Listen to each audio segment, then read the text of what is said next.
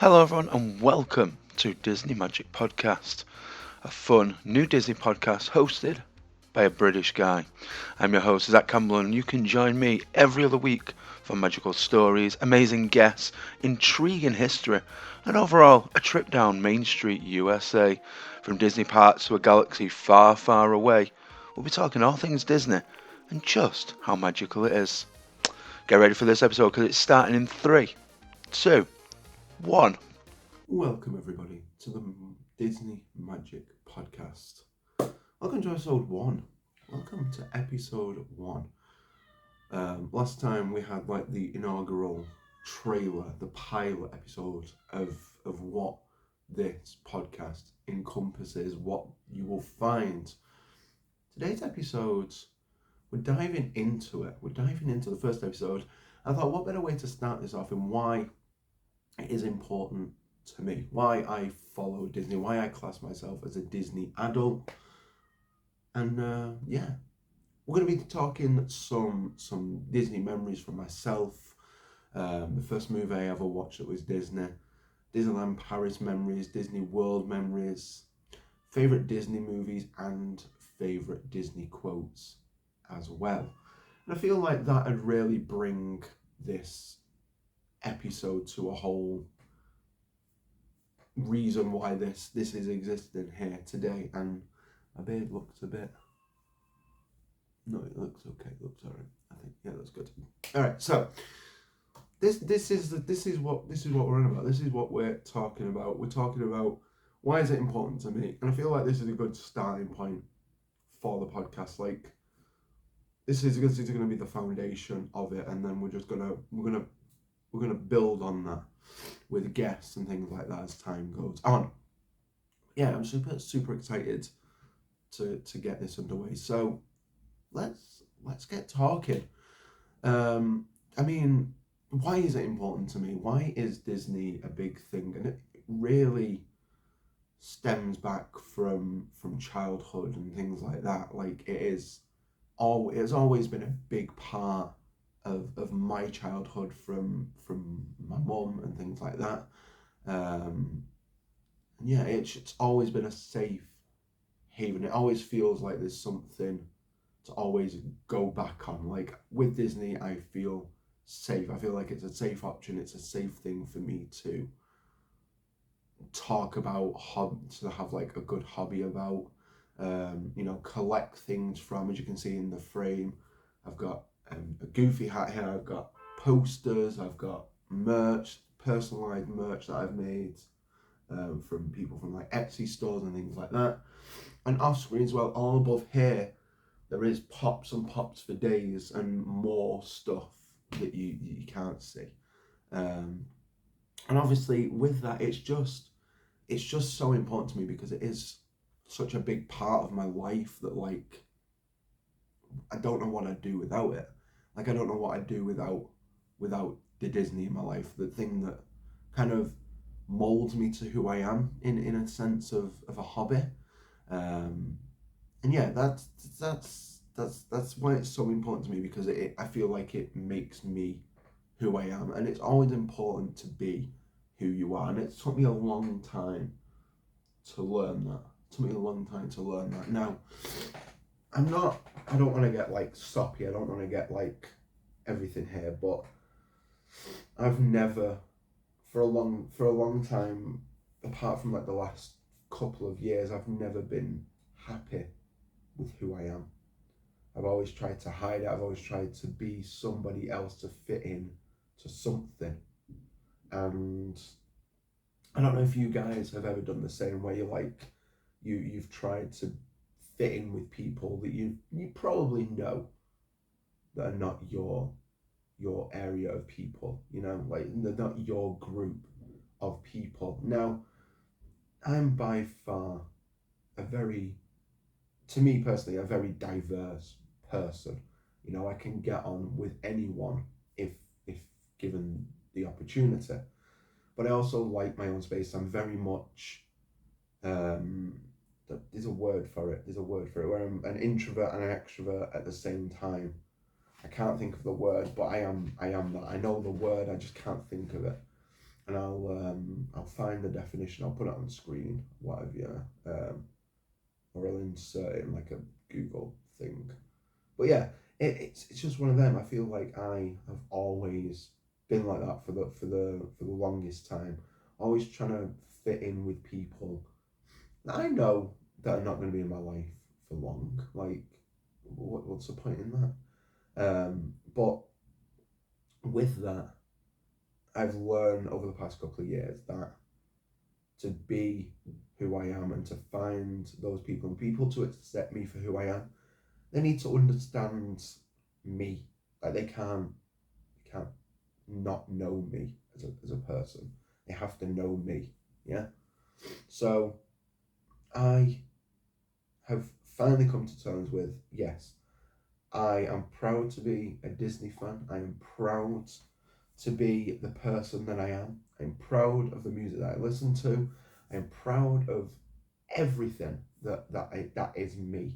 I am who I am, and I'm not going to change for anybody. I'm going to change for myself. I'm going to be me, and people know me now.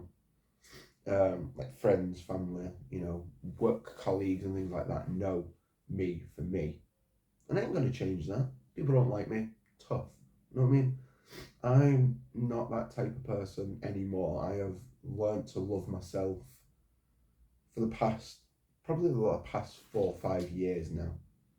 And I know it doesn't seem a long time, but it's been a lot that's happened in the past, um, through school and things like that. And it's took me a while to learn to love myself. In the past 5 years, I've loved myself to the best that I can. And this is why Disney is important to me, because Disney is who I am. Disney is who I am. Like, I'm looking around my area now, my room. There's very few and far between there is things that is not Disney in this room. And I'm okay with that. And people need to be okay with that as well. You know what I mean? Like, people need to know that's fine. So a lesson for all of you is be who you want. Be you. Because if people can't accept you for you, then they're not worth the time. Yeah? They're not worth the time. They're not worth the time. Whether it is Disney, whether it's video games, whether it's a certain genre of music, whether it's anything that you are passionate about, and people don't understand that, then stop wasting your time with them. Find someone who appreciates you for you. Find someone who's got the same interests as you. And that's what really matters, you know what I mean? That's what you've got to do. Yeah. So Disney is important to me. It is very much a big, big part of my life. And yeah, it's one of them where I'm not afraid to show that anymore. I will be who I want to be, and someone will appreciate that one day. People will appreciate that. Someone who I find to settle down with will appreciate that, for who I am. Like, I'm not going to change for anyone. I'm bearded, I'm a bit tubby.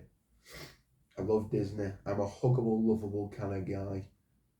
People accept that, and I've learned that to truly have other people to love, to truly love someone else, you have to love yourself. You have to love who you are. And if you can't love yourself, then you can't love anybody else. So, over the past 5 years, I've learned to love myself. I've learned to embrace myself a little bit more with family, friends, my interests, and incorporate that into my daily, and fair enough. People don't understand, then that's fine. People don't understand, but for me, it's important for me to have that for myself. And that's pretty much it. Like, it's one of them. It's important to me. It is who I am and why I am the way I am, and I'm okay with that. Yeah. So again, just why it's important to me. I've got so many memories of Disney, like through my adulthood, my childhood. You know, just so many good memories that have happened to me over my years of being around and being on the earth. It sounds so ominous. Just being around, you know, just floating a little bit. But yeah, favorite Disney memories. There's so many. I mean, the first Disney memory that I have, I used to have the Aristocats on VHS. If you don't know what a VHS is, then you're too young for this channel. I'm joking. Stick around, stick around. I'll teach you. I will teach you. I'm old. I will teach you. A VHS or a video tape is literally a tape. Like it's like a box with some film in it, and it contained a movie. And this movie on this VHS that I first ever remember watching was the Aristocats, and I had that. I don't know where we got it from. I don't know where we got it from. Maybe like a charity shop, or we bought it. I don't know. We acquired it somehow. My mum was like, "Oh look, we got a movie for you," and yeah, we watched it. We put it in. Me and my mum and my grandma watched it.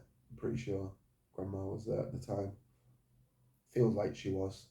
Um, and yeah, we sat down. We watched Aristocats, and that was the first ever Disney movie that I watched, and I think that's what set the spark of the Disney fuel inside my brain. And that's what started it all off was watching the Aristocats, and I was like, whoa, this movie's insane. I love this. And I watched it again and again and again and again and again and again until the novelty had worn off, and I was like, you know what? I feel like I need another movie. I feel like I need another movie. And it was at this point I can't think what we acquired more Disney VHSs over time, and we watched them, and I can't remember which ones we had. I'm pretty sure Little Mermaid was one. Um, we had the Jungle Book, I'm sure.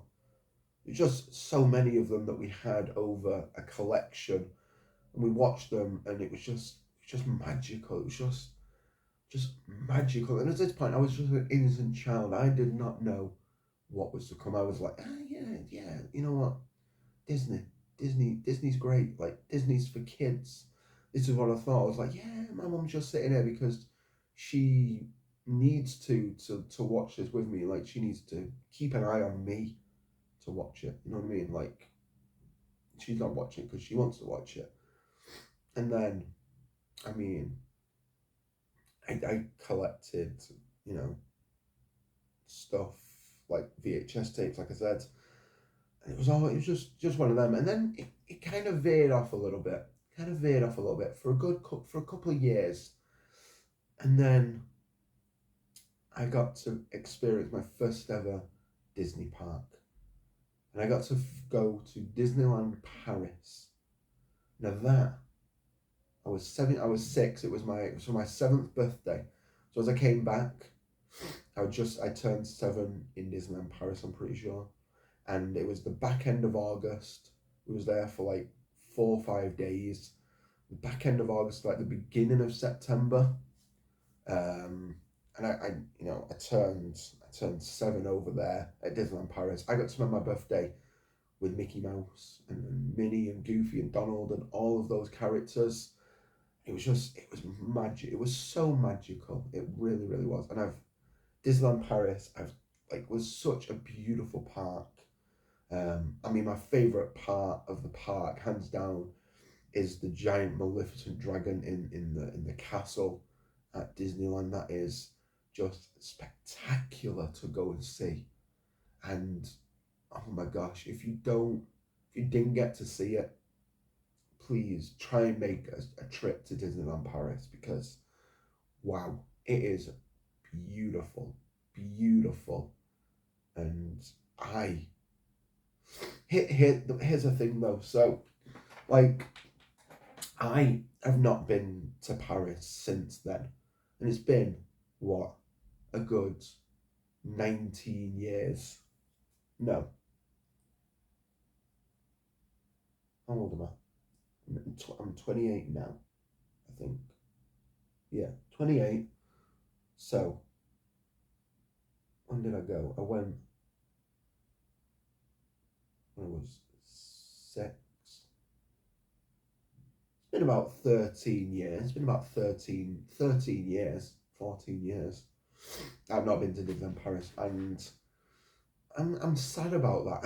I am sad about that because Disneyland Paris was the one that reignited that spark for me, and I was like, yes, Disney is for me. I'm a little bit older now, a little bit wiser.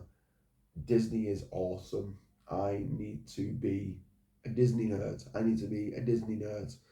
And it was round about this time that Lilo and Stitch came out. And we'll get into this a little bit later on. But this was the time Lilo and Stitch came out. And to this day, Lilo and Stitch is still my favourite movie ever, hands down. And I'm wearing a Monsters Inc. shirt today. The Pixar came out in 2001. And Toy Story had 2 movies out already. You know, A Bug's Life was out. Pixar was in full swing of wrapping up movies and things like that, just building their catalogue. And the Disney had been going for a good, God knows how many years at that point. It was just insane to just see how much Disneyland Paris meant to me at that point. And it was just so fun. And there's not a whole lot of memories that I remember going to Disneyland Paris. I don't. And I mean, there are photos around somewhere. There's probably little homemade videos somewhere lugging around in the house. But for me, up in here, I have 2 very fond memories of Disneyland Paris that are ingrained in my brain for the longest time, and that is staying at the Disneyland Hotel. We stayed at the 5-star Disneyland Hotel that was right on property at Disneyland Paris. We stayed there. That was like the biggest thing. And the other thing is seeing Mickey Mouse for the first time. Being a little kid, seeing Mickey Mouse, someone that you grew up with, will always hold a place in my heart. It always will. It always will. It's just so important that that you get to meet Mickey and everything like that as you go on. And then Disneyland Paris happened. And then my younger brother Jake was born in 01. So I went for my birthday. I came back, and then a couple of days later, he was born, and that was a big year in 01. And then we went to, life came on, life went on. We continued collecting VHS. We started collecting some DVDs.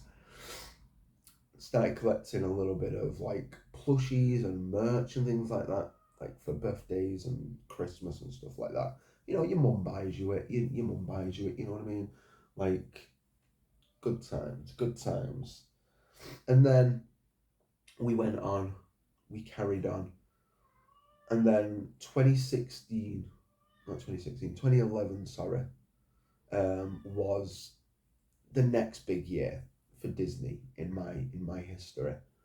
And that was going to Disney World for 2 weeks, all paid, 2 weeks in the biggest Disney park in the world, and I got to experience it for 2 weeks in July, and that was probably, I was like 16 at the time, and I was 16 turning 17. Yeah, 2011.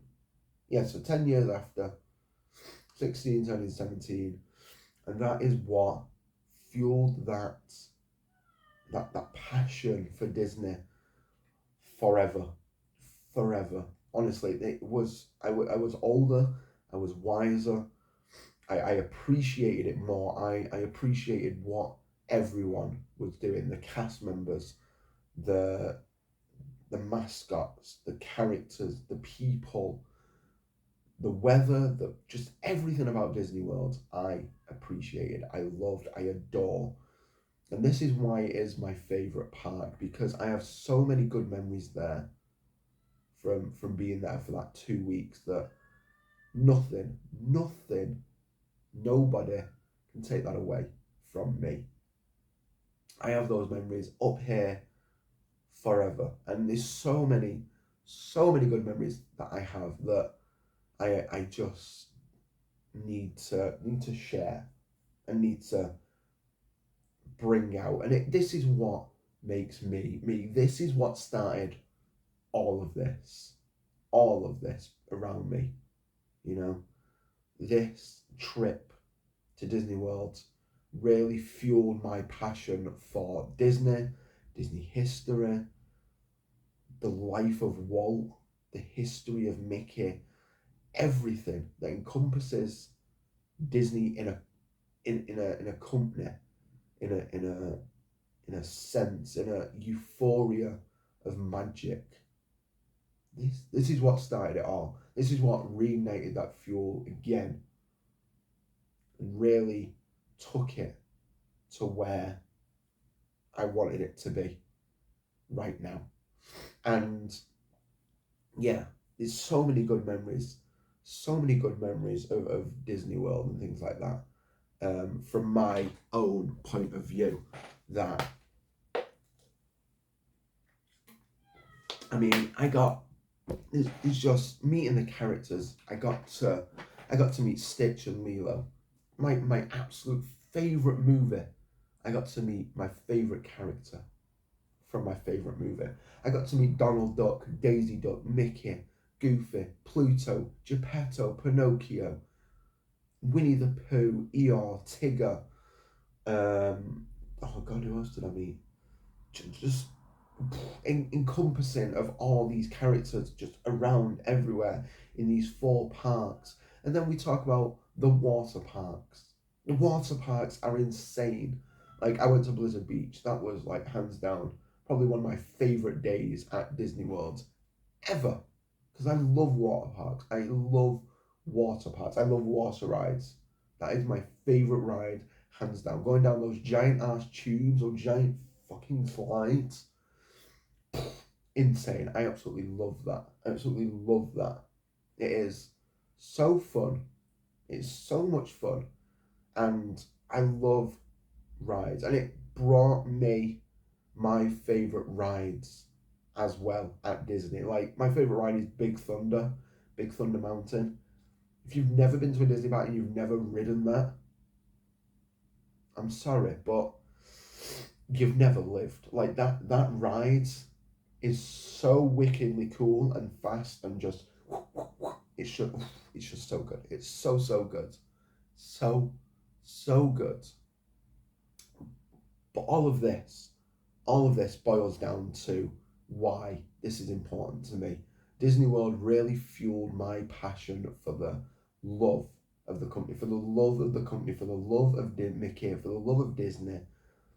And this is why in my spare time I watch Disney documentaries on Disney Plus. Like, I've probably watched a good handful. There's a few that I've not watched, but there's a load there that I have watched and that I love and that I will probably watch again at some point. There's one on there called The Imagineering Story.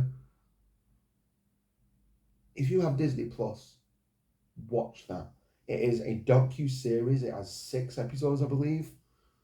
And it's the story of how the biggest things in the world at any Disney park was created. The world of Pandora, Cars Land, just It's a Small World was one of them, I'm pretty sure. It's just so beautiful. It's a story of Tokyo Disney and Epcot. And it's a story of how the Imagineers come up with these ideas and impact and implement them into the parks, it's just immense. And that's what I have an eye for. I love all of that. I love all of that. I love all of that passion that the Imagineers have, and that is what I have. I have the passion for that, and that is one thing that I would love to do if given the chance. And I need to take that chance at some point, maybe in a few years. I don't know. Maybe in a few years when I finally decide to do that. I've been wanting to do this for a while, and Disney World is what made me decide that this could be a career or a job for me, and that is working in the parks as a cast member. I feel that I would love that role to the best of my ability. I would do that role. I would kick ass at that role of being a cast member. Working the attractions is what I want to do. I want to work the attractions. I want to work the entrances of the rides, or work the ride mechanics of sending people off on the rides, and doing all of that. I would do that. I would do that. I'd work retail. I'd work merch, boys. I'd sell you your Mickey ears. I'd sell you your popcorn. I'd do it. I'd do anything just to work in a Disney park. Anything to work in a Disney park. And the one thing is it's so hard being English and having that, because you've got so many things you need to go through to apply for visaship for the US. And I'm not getting into that because I don't know the ins and outs of it, but it just looks like a pain in the ass. But if it's something I want to do, it's something I need to do. If there's a way for me to get over there, I will do it. I will do 90 Day Fiancé to marry an American woman. I've put it out there. If that makes me get a job at Disney World, I'll do it. But yeah. I'm moving along, and I suppose this is good why I've got a podcast, because my head goes in spirals and talks at random things, and I can talk for hours, especially about Disney, as you probably know by now. But yeah, anyhow, Disney World is what really brought all of this around, made me what I am, made me who I am. And yes, I've been a Disney fan for all of my life, pretty much, as long as I can remember. But being 16 and being at Disney World really threw me on to the Disney first, onto the Disney planes, and really just put me out there in what I want to do with Disney World, and made me who I am. And I've never, until about 5 years ago, like I said, until about 5 years ago, I didn't accept that.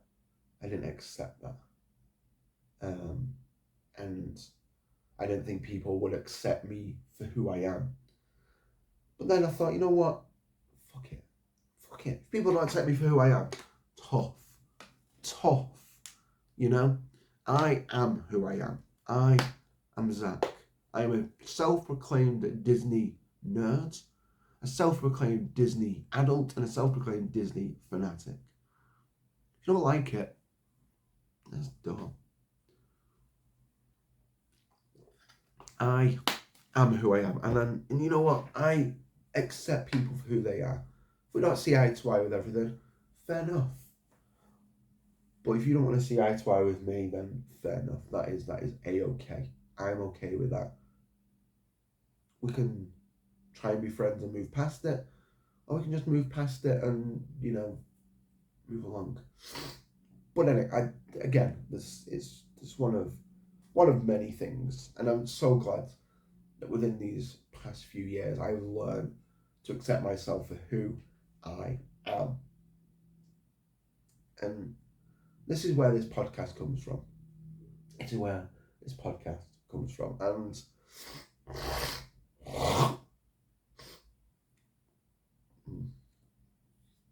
this may have to edit that out. This is where this comes from. You know, this is where this comes from. I am who I am today because of that trip. That trip for me to Disney World was life changing. And I've never been able to reciprocate or get back to that point. And I do have some plans in motion to get to the States again for another trip on the West Coast. I've got a big birthday coming up next year. A very big birthday coming up next year. To some of my other favourite things. Looking at some of my favourite Disney movies. Now I am going to put in Pixar in this as well. And I'm going to start from, I'm probably going to give you my top five. My top five. Number 5 being Toy Story. Toy Story. I think Toy Story is probably on the list for everyone. And it goes without saying that it was a pinnacle time and a pinnacle movement for 3D animation. It was just a fantastic film to start off Pixar's fame and everything like that. And of course, it wasn't their first project, but it was their biggest. And yeah, it was just fantastic. I love Toy Story, the OG one. Then we've got Cars, another Pixar film. Cars at number 4. It's just so good. Cars is just a super good film. It is hands down probably one of my favourite Pixar movies. It probably is my favourite Pixar movie, hands down. Cars 1 and Cars 3. We don't talk about Cars 2. Cars 2 was an abomination, and it was just no need for it. It was like an era where everything was like, oh, we'll make a spy movie of everything. No. You don't need it. Get it out. Move it. Push it away. No. Go away. Yeah. Number 4, Cars franchise, I guess. Number 3, probably. Tough.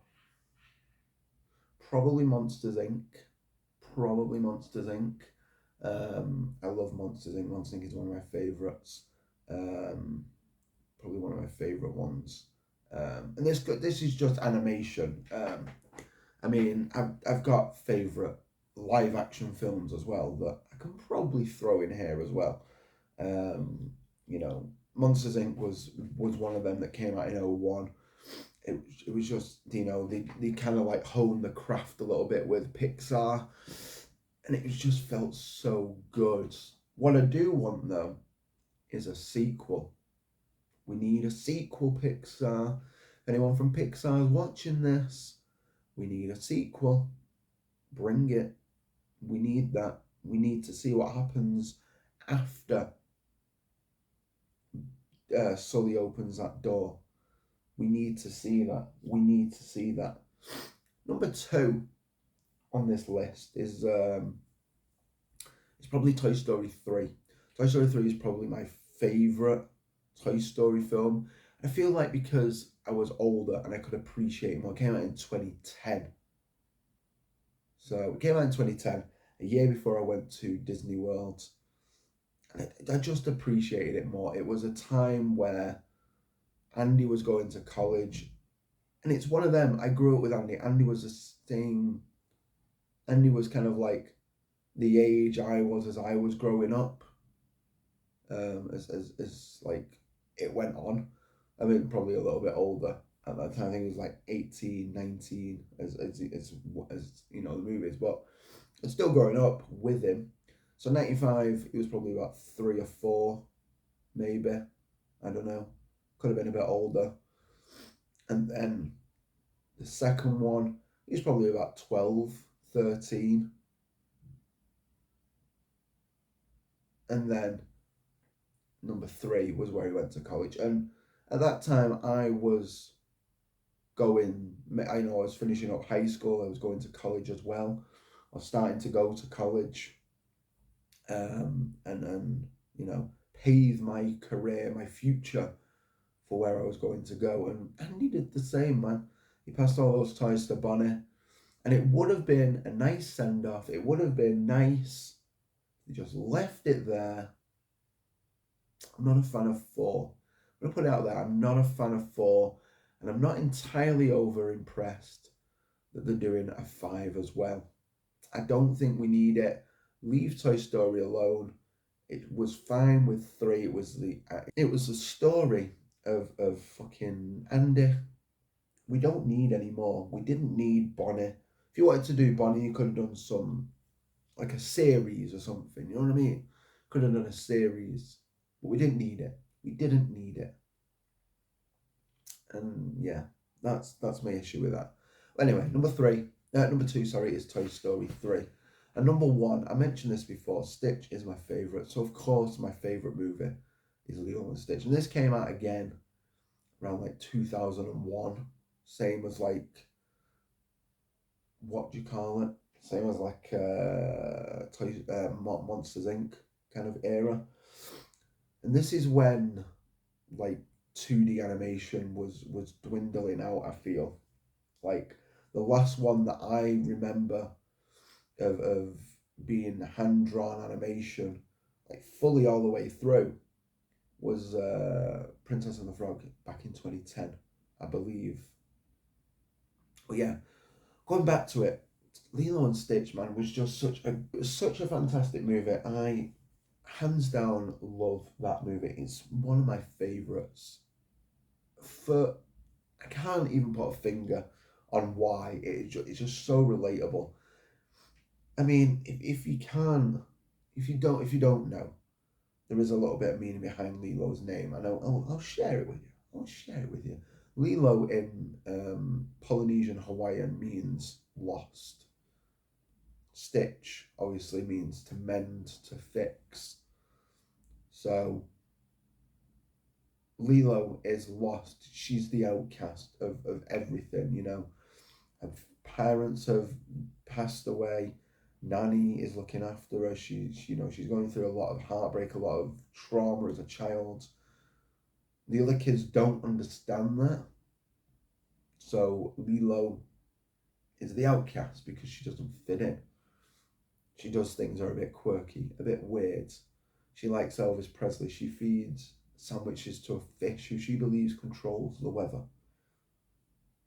You know? Just those weird little things. She's very much lost, is Lilo. And that's what the namesake is in Polynesian Hawaiian. It means lost. Stitch, obviously, an alien from outer space in another galaxy. Experiment 626 is there. So he gets put on there by mistake. He gets sent down to Earth. He doesn't know where he's landing. He lands there. He gets stuck, and he's now living on a Hawaiian island. I'm not sure which Hawaiian island it is, and I'm not too sure, but I think it is. It's one of the smaller ones, I believe. It's not ones with a main town or a big city. It is one of the smaller ones where people have inhabited and things like that. And they come together, they become a good friendship, and Stitch is just so stinking cute, man. Like, how can you not? He's just so stinking cute. Like, he's adorable. He is adorable. Like, he's a little blue fluffy alien that can cause mayhem and manic wherever he goes, and it's just beautiful. It's just beautiful. I love Lilo and Stitch. It's one of my favourite movies. And it really helped me as I was a kid. It really helped me because I felt like Lilo. I felt like I was the outcast because I liked Disney and I wasn't like everybody else who liked football and all that kind of stuff, Like, I love Pokemon. That was, Pokemon was a big thing when I was a kid. The trading card game. Obviously, I had interests other people had. But then they've stuck. I don't know if people are still into that kind of stuff. It's stuck. You know what I mean? I love Disney. Disney has always been kind to me. Disney's always been good to me. Whenever I feel sad, happy, lost, lonely, ecstatic, Disney is there for me to see me through. You know what I mean? And that's just how it is. That's just how it is. And yeah, it's just one of them. So Lilo and Stitch, my favourite. Toy Story 3 my second. Monsters Inc. 3. Cars franchise is number 4. And Toy Story 1 is number 5. I feel like that really encompasses all of that as well. But then you've got the live action ones, like the live action movies. I love the Jungle Cruise. If you've not seen that, the Jungle Cruise is amazing with The Rock, Emily Blunt in that. Insanely good, insanely good. I actually have Frank up here from the Jungle Cruise. There he is. There he is. Yeah, he's there. Yeah, I love, well, Sky High. That's an absolute banging Disney movie. Absolute banging. So good. The live action Aladdin is pretty damn good. Not as good as the original, of course, but it is up there. It's pretty damn good. It's pretty damn good. And yeah, I mean, what can I say? Except you're welcome. No. But yeah, so we've got Disney movies. They've always been a big part of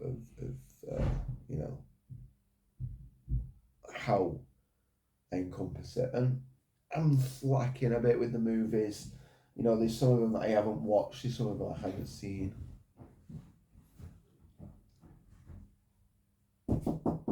What? Do you want anything to eat? No, thank you.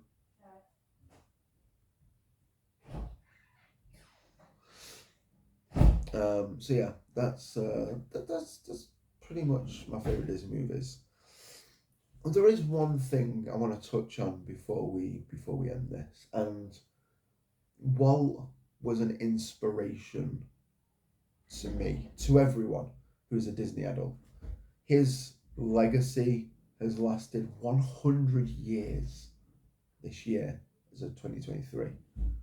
That's a long time. 2023 is when he started the company with the Laugh-O-Grams, the Alice movies and things like that, before Mickey was even conceptualized as a character. Walt was working hard to get his name out there. I think no better way. We have to remember that Disney was Walt's doing. And I've got some quotes here that are my favourite quotes from Walt that really just show how inspirational and how determined he was as a person.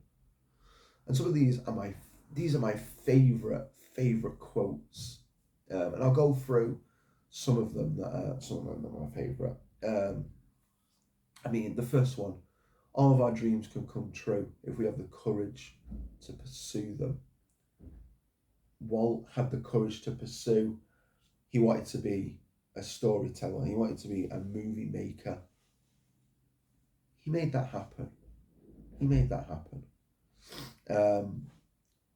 Togetherness for me means teamwork is another one.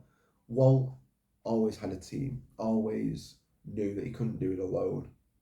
He needed a team of people to do it with him. That's one of them. He's just so inspirational. Another one: if you can dream it, you can do it. That is another timeless classic from Walt. If you believe you can do something, you set your mind, you have the right mindset to do it. There is no stopping you being able to do what you want to do. And I've taken that into account. It's been a few years since I've done any sort of education, and I want to get further in that at some point. And with that, I'm doing my level 5 qualification within childcare. And yeah, it's quite stressful. It's a big task. But if I want to get anywhere with this, with the life that I want, I need to do it. You need to pursue the dreams. You need to pursue what you can do. And if you dream it, you can do it. My last one I'm going to leave you with, and this really encompasses the whole Disney adults in general. That's a real problem with the world. Too many people grow up. Grow up. Yes, you have to grow old. There is no denying that you have to grow old and grey. That's just how humans work. That's just how we work as a community, as a life force. We have to grow. We have to grow old. But there's nothing stopping us from growing up. We don't have to grow up. We choose to grow. We feel like we have to grow up because we're growing older. I'm 28 years of age. I have not grown up. I mean, of course, I've matured. There is a difference between maturity and growing up. But growing up is a choice. If you want to grow up and take away the magic of the world and just be a sore loser, not a sore loser, you know what I mean? Like a sore, like a bitter old man or a bitter old woman. Now, fair enough. You do that. You do that. But for me, I will grow old, but I will never grow up. I am very much too. It's weird. I can be mature when you want to be, but I am immature 95% of the time. Immaturity helps keep the flow of growing, keeps the flow of being who you want to be, in a sense. Obviously, if you need to be mature in the right situations, you need to be, you can be immature with your friends, you can be immature with your family, but there's a right time for everything, You need to grow up, you need to grow up at a certain point, but don't grow up to a point where you've lost everything that you believe in. Because if you lose everything you believe in, then what are you standing up for?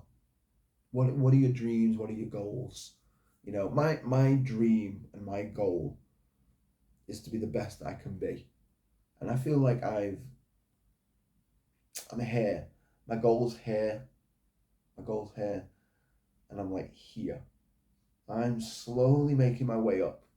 There are a few things that I want to improve myself on, But overall, I feel like I am in the right space for what I want. I've not grown up. I've grown older. I've grown wiser. I've grown more mature. But I've not grown up. And that's a real issue that Walt was saying. A lot of people grow up. And just touching back on his movies for a minute, he didn't make movies for children. He made movies for the children in everyone. That is why, if you are an adult and you watch Disney movies, you will find jokes that your kids don't get, because they're in there for you. Because Disney knows that you're watching those movies with your kids,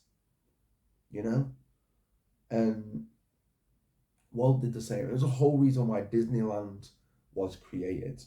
When Walt was sat at Griffith Park watching his daughter in a merry-go-round, he was sat on a bench, and the inspiration came for him going, you know what, I wish there was a place where parents and children could enjoy this together. Disneyland was born in 1955 with a dream that Walt had on a park watching his daughter on a merry-go-round. The man is an inspiration. I'm proud to be a Disney fan, a Disney adult, a Disney intellect, as it were, a big brain Disney fan. Big brain. I mean, I'm not really. I try to pretend to be, but I'm not. But yeah, anyhow, that is this episode. And I hope it's brought you a little bit of an insight to who I am, why I am how I am. And overall, I hope you come back for next week. No. And overall, I hope you come back for the next episode. No planners yet as what that episode will entitle. I will work on that. But yeah, thank you so much for watching. If you've not done so already, be sure to subscribe to this podcast. Join the socials. I'm on Twitter, and we have a Reddit page now. On the official Reddit page, it's all down below in the socials for you. This Twitter is at AllRoundZach, and the Reddit is r/disneymagicpodcast. You get access to the videos in there and stuff like that. You can join my Discord. You can message me on Discord, things like that. I will leave my link for the Discord as well down below in the description as well, so you can join that if you really want. I mean, no harm, no foul. You know what I mean? It doesn't bother me in any way, shape, or form if you want to or not. But yeah. Ooh, that sounded painful. Did you hear that? Oh, that was a crack and a half, that, boys. I'm getting old. I'm almost 30. But yeah, anyhow, thank you so much for watching. Thank you so much for joining me on this this first ever episode. Well, not first ever, but yeah, first ever episode. The first one was just a trailer, man. If you've not done so already, be sure to subscribe, click the bell, join the podcast. Yeah, and I will catch y'all next time for a brand new episode right here on the Disney Magic Podcast. Until then, much love. Stay magical, y'all.